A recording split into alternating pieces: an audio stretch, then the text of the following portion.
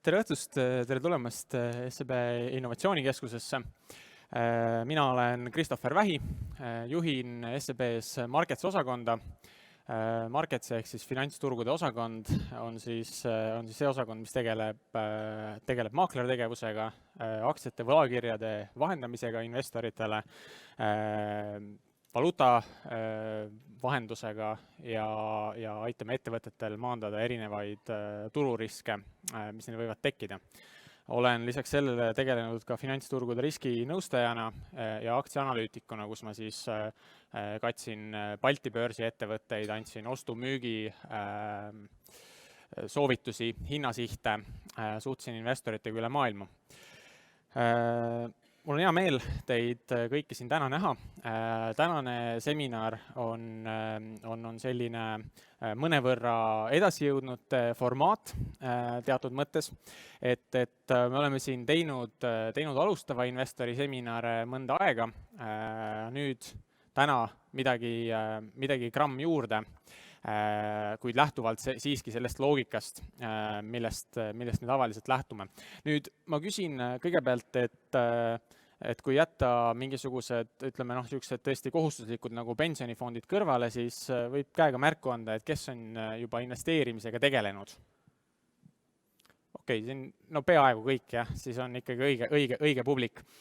Küsin seda ka, et kes on käinud SEB alustava investori mingisugusel formaadil, mingi ABC või midagi siukest, kuskil jah, okei, on enam-vähem pooled võib-olla. Et siis täna nagu selliseid põhitõdesid nagu mis on aktsia ja kust tuleb nagu raha siis selle investeerimise käigus nagu mehaaniliselt ei räägi, vaid räägime juba sellest, et millised on siis eriti sellised kasumlikumad investeerimisstiilid. Siin on graafik, MSCI World Index, aktsiaindeks, mis katab laiapõhjaliselt kogu maailma aktsiaturge. 50-aastane ajalugu alates 1970. aastast on siin graafikul ja kenasti on näha, kuidas kui te alustasite 1970. aastal 100 euroga investeerimist, siis võimalik on olnud sellest kasvatada üle 6000 euro, eks ole, ja kui te alustasite 10 000 euroga, siis üle 500 000 selle aja jooksul suhteliselt väiksest summast kasvanud. Ehk siis, seda me teame, aktsiaturud on pikaajaliselt tõusutrendiga, sellepärast, et need on need, mis veavad majandust, eks ole. Selle aja jooksul on see indeks, kui te oleksite lihtsalt laiapõhjaliselt investeerinud sellesse aktsiaindeksisse, oleks teeninud teile 8,8% aastas, iga aasta tulu ja liitintressi mõjul siis ka selline eksponentsiaalne hilisemal perioodil justkui järsemalt tõusev graafik. Kõikumisi muidugi vahepeal palju, aga lõpuks siiski kasum. Aga nüüd on küsimus selles, et aga kuidas siis ikkagi teenida nagu natuke rohkem. Ja lihtsalt, et võib-olla, et natukene nagu seda aktiivsust tuua, siis ma annaks korraks nagu 3 minutit, rääkige kõrval oleva inimesega, põrgatage mõtteid, et kuidas teenida üle turu keskmise, kuidas teenida rohkem kasumit, kuidas teenida seda magusat alfat. Mulle tundub, et siin nagu tõesti võitegi rääkima jääda ja ma põhimõtteliselt võiks ära minna, sellepärast et mitu pead on alati nagu parem kui üks ja tõenäoliselt tuleks siit ruumist nagu lõpuks nagu paremaid mõtteid. Aga võib-olla mõned mõtted, mis läbi käisid, võite hõigata, et kuidas teenida rohkem. Isegi kuidas? Osta alt ja müüa ülevalt. Okei, turu ajastamine kuidagi moodi, jah. Riski võtta rohkem. Väga hea. Selle juurde kindlasti tuleme ka täna.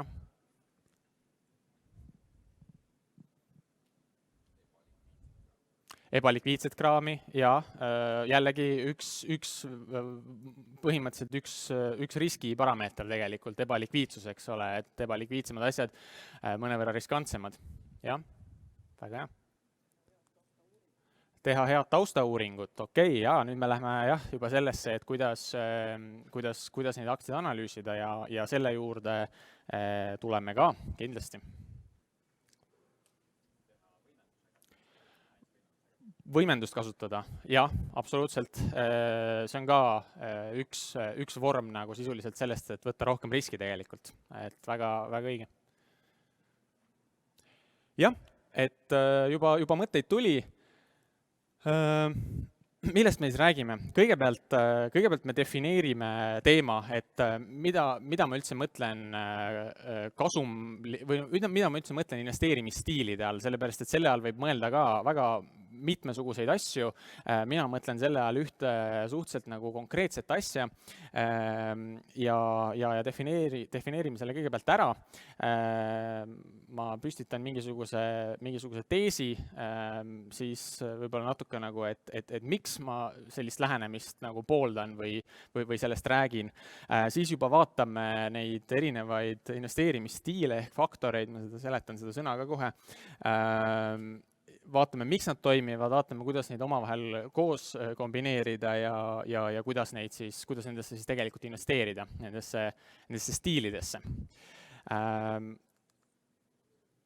Jah, klassikaline disclaimer, ma lihtsalt tooks nagu selle välja, et me väga palju vaatame tõesti täna nagu ajaloolised andmete põhjal graafikuid ja ma põhjendan, miks nagu need tendentsid tõenäoliselt kehtivad ka mingil määral tulevikus, aga see ei tähenda, et nad igal ajal ja kindlasti täpselt sellisel kujul peaksid toimima ja igaüks vastutab oma riski eest ise.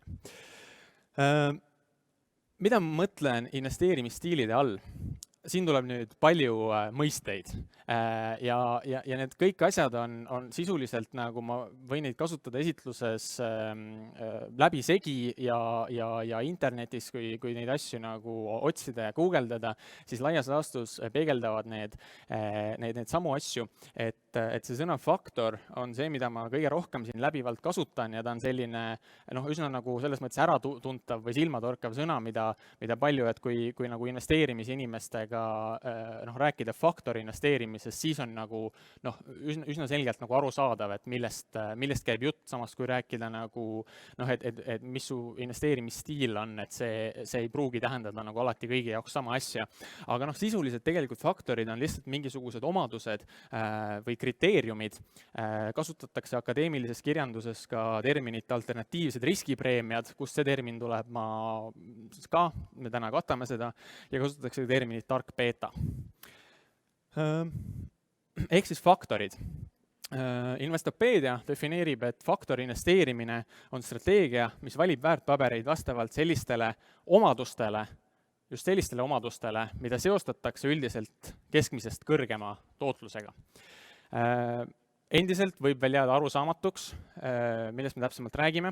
Natuke veel, mis küsimusele me tegelikult vastame, on see, et millised on need kriteeriumid või mingisugused ühised omadused, mille järgi investeeringuid valides võib oodata nagu pikaajaliselt sellest turu keskmisest kõrgemat tootlust. Et üldiselt me tavaliselt võrdleme nagu justkui selle turu keskmisega, sellepärast et osta ja hoia meetodil selle turu keskmise peaks justkui nagu kätte saama igaüks, kes viitsib lihtsalt passida mingisuguses indeksis, mis ei ole ka üldse halb strateegia. Püstitaks nagu sellise teesi, et kui tahta jätkusuutlikult teenida võib-olla turu keskmisest natuke kõrgemat tootlust, me ei räägi sellest, et teenida 8,8% asemel 50% aastas keskmiselt, vaid me räägime, kuidas natuke kõrgemat tootlust teenida, võib-olla mõni protsent kõrgemat tootlust, sellepärast et kui sa 8,8% asemel teenid näiteks 10,8%, siis see 2% vahet nagu ühel konkreetsel aastal ei tundu midagi väga suurt, aga 40 aasta peale, mis on sellise noore investori väga tavapärane investeerimisportfellis, 40 aasta peale on see tegelikult kahekordne vahe portfellis. Ja fookus et miks ma ei räägi nagu sellest nagu sellisest alt üles üksikaktsiatesse investeerimisest, et me võtame nüüd ühe mingisuguse nimelise aktsia ja siis me hakkame vaatama sinna sisse ja püüdma selle konkreetse aktsia mingisugustest iseärasustest nagu aru saada ja mõelda, kas see konkreetselt on hea investeerimisobjekt või mitte, vaid me pigem vaatame neid omadusi kui selliseid süstemaatilisi tendentse, et kui ma kogu aeg järgin nagu seda ühte omadust, et mis siis juhtub. Ja see võib endiselt tunduda segane, kui me jõuame faktorite juurde, siis on näha, et see on tegelikult need omadused on väga lihtsalt põhimõtted. Aga miks me just nagu siis tundub, et justkui nagu väga keeruline viis, et võiks vaadata nagu ühte ettevõtet ja püüda siis seda analüüsida ja süveneda ja aru saada, et kas see on hea või mitte. Et siin on mõningad asjad siis. Üks asi on see, et enamik väärtpabereid jääb turule alla. Siin on üks graafik 1973. aastast, kus on põhimõtteliselt siin graafikul on kõikide USA aktsiate, siis protsent, kui nendest aktsiatest, mitu protsenti nendest aktsiatest võitis turgu, ehk siis oli indeksist parem. Ja mitu protsenti neist oli indeksist halvem erinevatel ajahetkedel 10-aastases perspektiivis. Ja me näeme nagu tegelikult seda, et ainult 22% ajast, kui sa viskad nagu noolega suvaliselt ja valid mingisuguse aktsia, siis sa nii-öelda valid nagu turust parema aktsia. Ehk siis põhimõtteliselt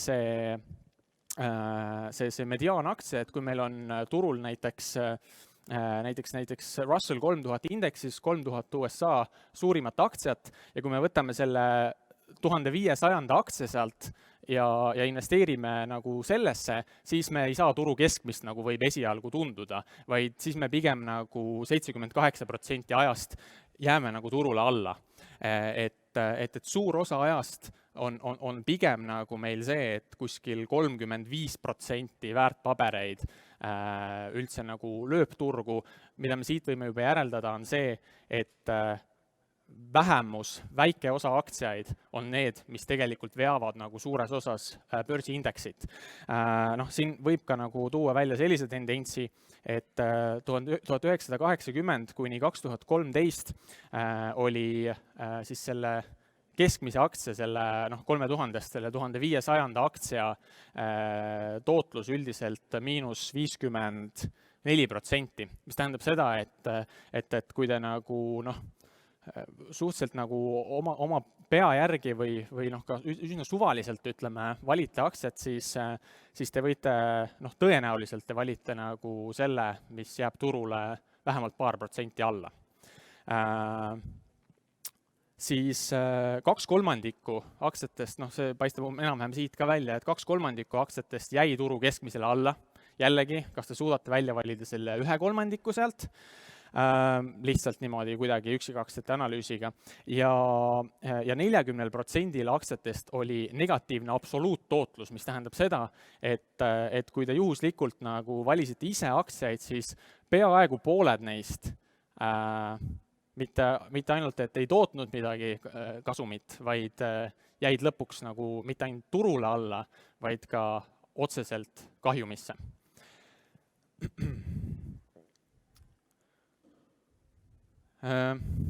Siis on olemas nagu selline seltskond inimesi, see on kindlasti natuke nagu halvustav termin ja ta peabki natuke vajutama nagu sellele valusale kohale, et inimesed loevad nagu uudiseid niimoodi casuali pärast oma mingisugust, pärast tööpäeva, loevad kuskil, sirvivad bussis, taksos mingisugust uudisvoogu ja avastavad sealt mingisuguse geniaalse sellise asja, et tehnoloogia on vist nagu tulevik, et peaks tehnoloogia aktsiatesse investeerima.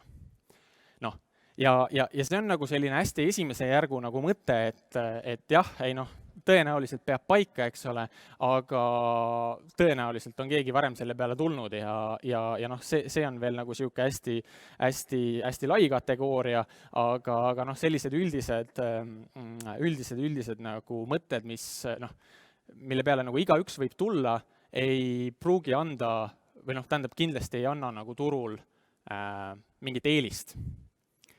Ja see on siis nagu selle vastu, et tõenäoliselt sellise tugitooli ökonomismiga sellisel väga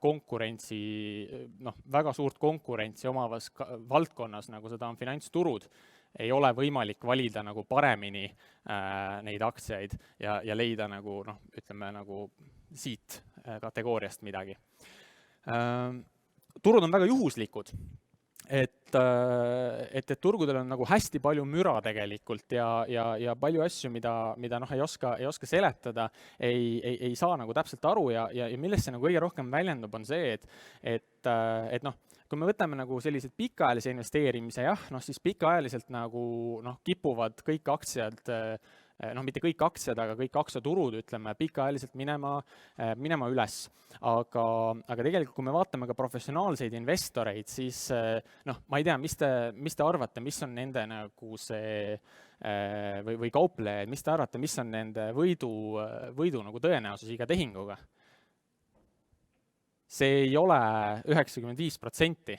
Et pigem on nagu see, et sa suudad natukene, kui sa süstemaatiliselt järgid mingeid õigeid põhimõtteid, siis sa suudad natukene seda münti nagu ebaausaks enda kasuks kallutada ja võita võib-olla 60% tehingutest, mida sa teed, ja kaotada ainult 40%. Ja see on juba nagu väga suur asi, sellepärast et kui sa seda järjepidevalt teed, siis sa teenid väga palju raha. Aga kui sa ei tee seda järjepidevalt, siis me saame ise ka aru, et kui me ühe korra nagu viskame isegi münti, mille kirja tõenäosus on 60% ja kulli tõenäosus on 40%, siis on ikkagi ju väga suur tõenäosus, et tuleb kull ja tuleb 40% ja me näiteks kaotame selle raha, ja kui me viskame 2 korda, siis on endiselt väga suur tõenäosus, et me kaotame raha sellega nii-öelda, et ma tegin siin läbi ühe sellise simulatsiooni ka, et lihtsalt lasin arvutil nagu 100 korda visata ebaausat münti, sellist münti siis, kus on 60% on kirjatõenäosus ja ainult 40% kulli tõenäosus. Ja siit me näemegi tegelikult, et kui sa viskad seda münti nagu 5 korda või 10 korda, siis on see nagu suhteliselt juhuslik, et kas need esimesed sakid satuvad nagu kaotuse poole või võidu poole.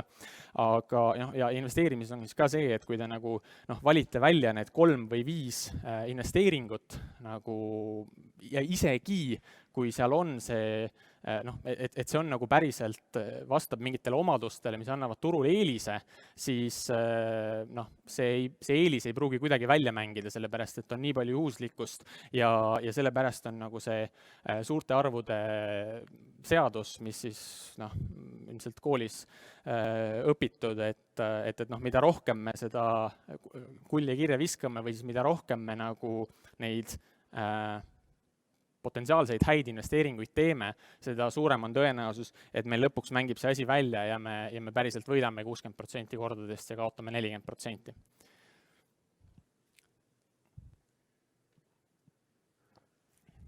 Ja faktor investeerimine on siis see meetod, mis on leidnud hulganisti empiirilist tõendust. Seda on akadeemikud väga palju uurinud erinevatel turgudel, et kui me rakendame neid omadusi, siis me tõesti läbi aja erinevatel turgudel saavutame selle eelise, aga see eelis enamjaolt tuleb välja siis, loomulikult saab üksikaktsiate puhul ka neid omadusi rakendada, mida me vaatama hakkama kohe, aga see eelis tuleb tegelikult välja siis, kui me teeme seda süstemaatiliselt ja laseme suurte arvude seadusel välja mängida. Alustame algusest. See ei ole veel esimene faktor, aga ta on selles mõttes algupärane faktor, et 1950-ndatel siis selline majandusteadlane nagu Harry Markowitz lõi ühe mudeli. Selle mudeli nimi on capital asset pricing model ehk sisuliselt on see selline ühefaktoriline mudel, kus justkui nagu üks asi kirjeldab kogu aktsiate tootluse või väiksema tootluse ära. See mudel näeb välja selline. Tegelikult ei ole midagi väga keerulist, vaatame seda korraks, et aru saada, mis on nagu selle, see on taustaks nagu oluline. Sisuliselt on siin kaks osa. Me tahame teada, et palju on oodatav tootlus, näiteks see pluss 8,8%. Ja üks osa on riskivaba tootlus sisuliselt. See on nagu see osa tootlusest, mille sa saaksid ka siis, kui sa tegelikult nagu riski ei võta. Sisuliselt paned oma raha pangakontole seisma või paned mingitesse tähtajalisse hoiusesse või lühiajalistesse turvaliste riikide võlakirjadesse. Sisuliselt täna me saame kõik aru, see protsent on sisuliselt 0. Aga see ei ole alati ajaloos niimoodi olnud, et mäletate vast ise ka enamik, et mingi hetki olid ikkagi pangahoiuse intressid seal 4, 5, 6% ja võib-olla kõrgemadki. Et see riskivaba tootlus mingitel ajahetkedel on olnud võib-olla ka näiteks 3%. Aga siis on see teine komponent nagu, ja see teine komponent on tervikuna nagu see osa tootlusest, mille sa võid nagu investeerimisel lisaks saada selle eest, et sa võtad riski. Et me saame nagu aru, et mingisugused ettevõtmised, näiteks nagu startupid või midagi sarnast on riskantsemad kui teised ja kui investor tahab, kui startup tahab nagu raha kaasata, siis peab ta investorile pakkuma tegelikult suuremat tootlust ja see investor nagu võtab nagu suuremat riski ja seeläbi on ka tema oodatav tootlus suurem. Nüüd millest see osa koosneb, see ei ole nagu võib-olla detailselt väga oluline, aga sisuliselt on mingi osa on see riskivaba tootlus, mis on siin, eks ole, ja mingi osa on oodatav turutootlus. Et see tähendab põhimõtteliselt seda, et riskivaba tootlus võib olla näiteks Saksamaa valitsuse võlakiri, hästi turvaline instrument. Aga siis lisaks sa saad mingid preemiad selle eest, et sa toimetad riskantsemal turul, näiteks Eestis. Eesti kahtlemata, et on riigi poolest riskantsem, oma asukoha poolest, oma majandusliku võimekuse poolest ja teine asi on see, et kui sa aktsiaturul toimetad, siis sa võtad lisaks veel aktsiariski, sa võtad selle riski, et su investeering kõigub ajas. Ehk siis põhimõtteliselt sa saad, sul on nagu oodatav suurem tootlus selle eest, et sa võtad rohkem riski ja see käis ka väga hästi siit enne sellest arutlusest läbi, eks ole, et suurema riski võtmise eest. Ja mis see beta on, see on siin nagu sisuliselt selline kordaja, et kui me investeerime tervesse kogu turgu, siis on beta 1, et kui me investeerime näiteks tervesse USA sellesse Russell 3000 indeksisse, siis on meil sisuliselt sellel on nagu beta 1, aga kui me võtame sealt riskantsemaid väärtpabereid, näiteks nagu võtame sealt mingisuguse Amazoni aktsia, mis on suhteliselt sihuke ikkagi tehnoloogia aktsia, ajalooliselt on olnud hüplik ja nii edasi, tema beta on suurem, näiteks 1,5, mis tähendab seda, et iga kord, kui turg tõuseb 1%, siis see üksik aktsia, mis on riskantsem, tõuseb 1,5%. Ja samamoodi, kui turg langeb 1%, siis see üksik aktsia langeb 1,5%. Tema kõikuvus seeläbi on alati nagu suurem nii tõusudes kui langustes, ehk siis tema beta, tema risk on suurem. Ja see algupärane faktor, sisuliselt mida ta ütles, tema see põhimõte, see algupärane faktor ongi risk ise. Põhimõte see, et mida rohkem sa oled nõus riski võtma, seda suurem on potentsiaalne preemia. Loomulikult selles majandusökonomeetrilises mudelis ta näitas igasuguste regressioonanalüüsidega selle ära, kuidas tegelikult see riski osa seletab enamiku tootluse ootusest ära.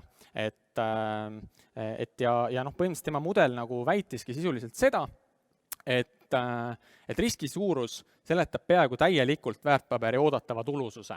Kui me investeerime kuskil Brasiilia turul, mis on kindlasti riskantsem kui Saksamaa turg, siis meil on kindlasti suurem tootluse ootus ja proportsionaalselt põhimõtteliselt, et me võtame suuremat riski, me saame rohkem tootlust ja kogu lugu. et ja noh, see on nagu selle põhimõtteliselt ka niisuguse turul investeerimise nagu noh, alus, eks ole, et kui me lihtsalt aktsiaindeksisse investeerime, nagu ma alustava investori koolitustel räägin, et noh, see on mõistlik, sellepärast et üksikaktsiaga noh, võib mida iganes juhtuda, nagu siin eelmistelt slaididelt nägite, siis see ongi nagu see turutootlus. Ja kes on käinud mingil minu või kellegi SEB loengul, siis see üks peapõhimõtetest, eks ole, et risk ja tootlus käivad käsikäes ja on omavahel väga tihedalt seotud.